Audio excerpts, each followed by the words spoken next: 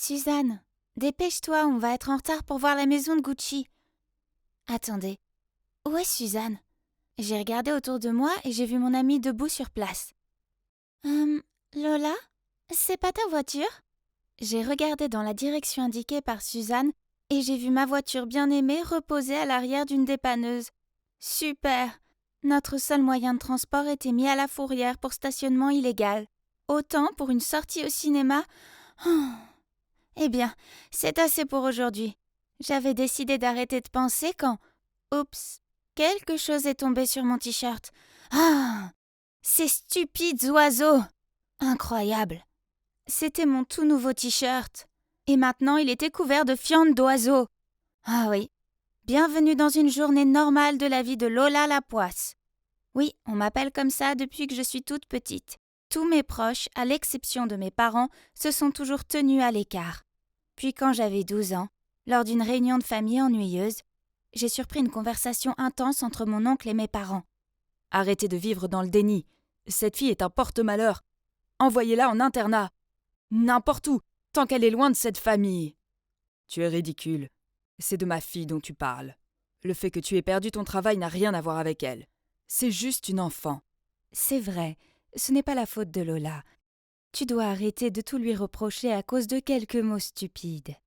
Il s'est avéré que les quelques mots stupides en question ont été dits par une voyante le jour de ma naissance. Ma famille possédait une célèbre entreprise de fabrication de meubles dans la région. Mais malheureusement, le jour de ma naissance, il y a eu un incendie dans l'atelier et ils ont tout perdu. Ce même jour, une voyante est passée devant la maison et elle a lâché une phrase qui a fait paniquer toute la famille. « Ce nouveau-né est un porte-malheur qui va porter malheur à toute la famille. » C'est donc pour cela que mes proches m'évitent, ne m'invitent jamais aux fêtes et disent des ragots sur moi dans mon dos. Je ne veux pas croire à la prophétie, mais avec toute la malchance que j'ai eue jusqu'à présent, c'est difficile de ne pas y croire. Avez-vous déjà porté un parapluie pendant 6 jours d'affilée pour qu'il y ait du soleil, puis le jour où vous oubliez de l'apporter, il pleut à verse? Ou avez-vous déjà été sur le point de lécher une délicieuse crème glacée quand vous avez trébuché et éclaboussé toute la glace sur la pauvre personne en face de vous? Eh bien, non seulement j'ai été malchanceuse, mais ma malchance a aussi affecté les gens autour de moi. Pas étonnant que je sois une fille timide qui a du mal à se faire des amis. En plus de mes parents, je n'ai qu'une seule amie, Suzanne.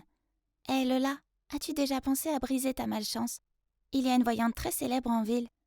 Briser la malchance? Eh bien, ça semble être une bonne idée. J'en ai assez d'être Lola la poisse. Le lendemain, suivant les instructions de Suzanne, je suis allée dans une petite maison en banlieue de la ville. En frappant à la porte, j'étais nerveuse et contente en même temps.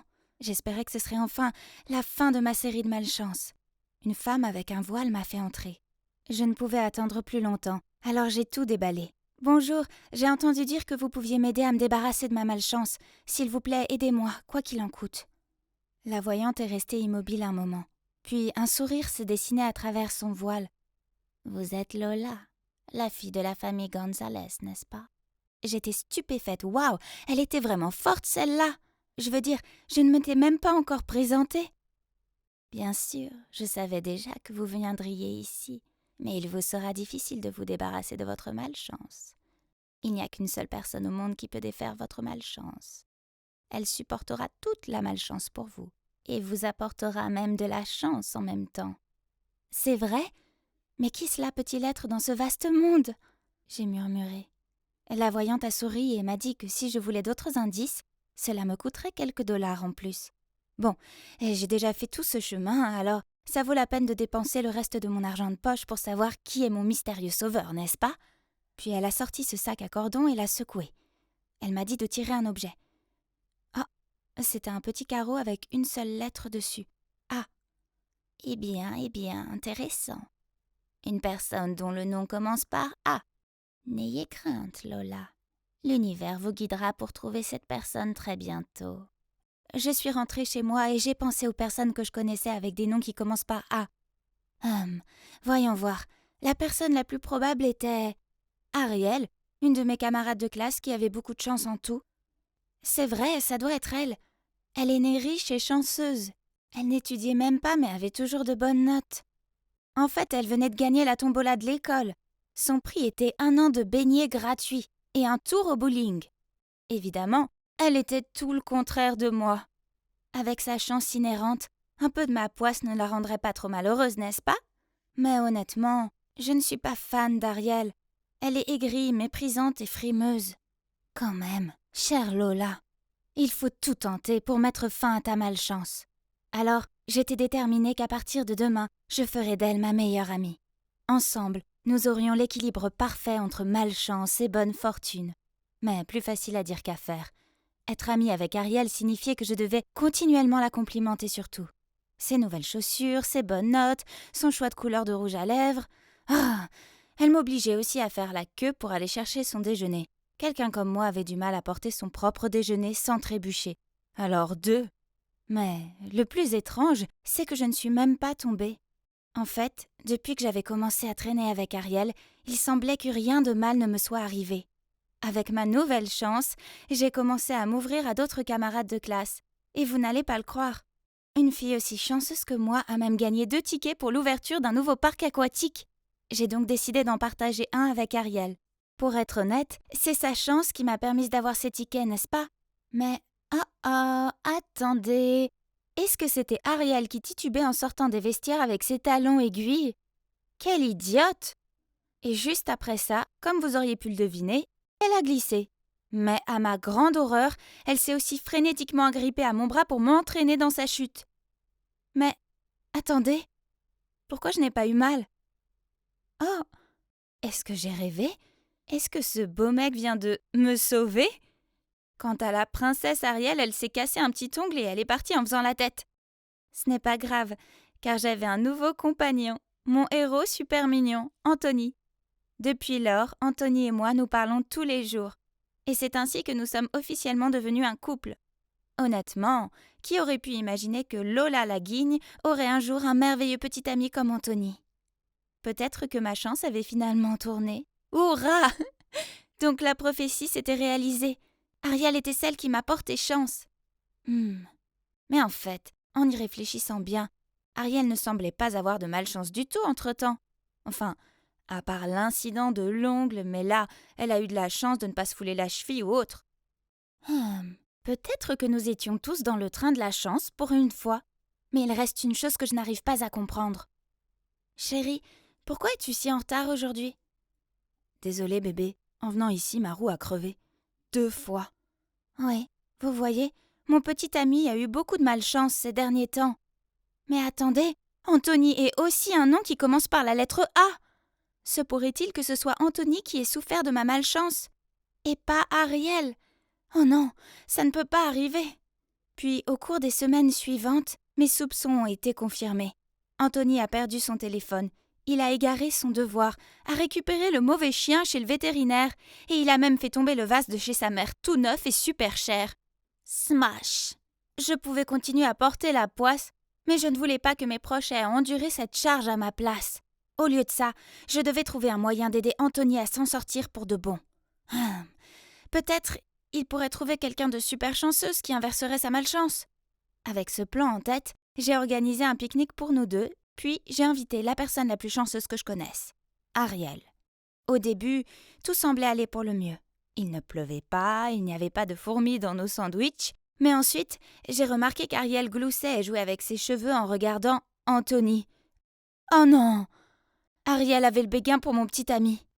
Le problème, c'est que plus je les voyais ensemble, heureux et sans malchance, plus j'en concluais que Anthony était mieux sans moi. J'ai donc commencé à ignorer ses appels et ses messages, et j'ai délibérément évité les endroits où il pouvait se trouver. Tout allait bien, jusqu'à ce qu'il se pointe devant mon école. Lola, pourquoi tu m'ignores? Qu'est-ce que j'ai fait de mal? J'ai fait semblant de ne rien entendre et j'ai continué à marcher. Mais il m'a couru après et m'a attrapé par le poignet. Alors je lui ai crié « Rien! Tu es parfait! C'est pour ça que j'ai arrêté de te parler.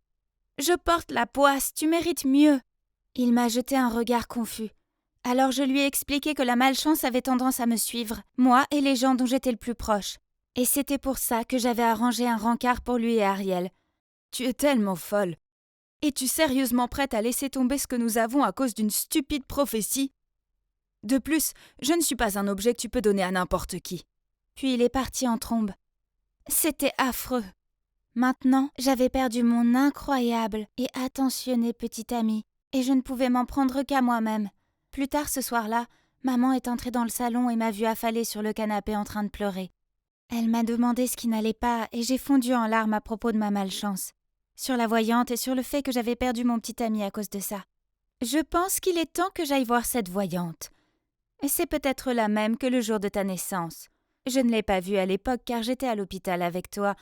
Si c'est vraiment elle, j'ai envie de savoir pourquoi elle a décidé de mettre autant de stress sur notre famille avec ses paroles ridicules. Le lendemain, maman et moi sommes allés chez la voyante. Maman a arraché le voile de son visage et l'a regardée en état de choc. Il s'est avéré qu'elles allaient à l'école ensemble et qu'à l'époque, cette femme était jalouse de la chance de ma mère. Une jalousie qu'elle n'a jamais surmontée. Alors elle a essayé de la saboter en racontant des prophéties ridicules, non seulement sur moi, mais aussi sur le reste de notre famille.